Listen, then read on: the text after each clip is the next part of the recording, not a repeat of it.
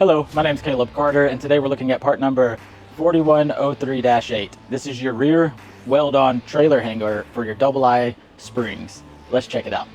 Okay, this is part number 4103-8.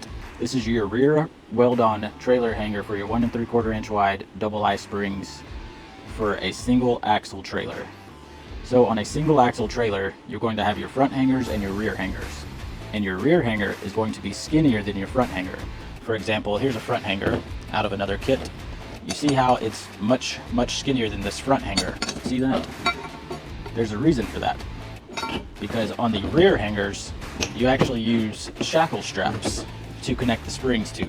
So on the rear hangers, you first connect the shackle straps to the hanger, and then you would have your spring connected to the shackle straps. So that's the reason why the rear hanger is skinnier than the front hanger. And also the reason why you can't actually get the spring to go inside this rear hanger. You see, it's too skinny to go inside. Customers call us all the time and they yell at us, argue, and just they get so frustrated because they think we sent them the wrong hanger, when in fact you really just need to use the shackle straps with it. And when you use the shackle straps, you'll be doing it the proper way. So that's the reason why this rear hanger will not fit inside this spring. You can't get the spring inside the rear hanger. Only on the front hanger, like so, this front hanger, you would connect the spring inside of the actual hanger. But on the rear one, it's totally different. So it uses a 9/16 bolt, like TPU 916-3, 9/16 by 3 inch long. And we'll just measure this out real quick. So the outer width is going to be 1.86. The inner, from the bottom, is going to be 1.42. The height on this one, 2.31. And the width this way is going to be 2.99. And the hole, 0.57 for the 9/16 bolt.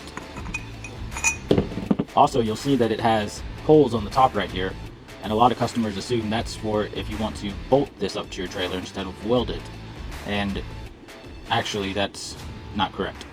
What these holes are for is if you want to have more spots to weld, then you can also weld right here around the holes to secure it more to your trailer.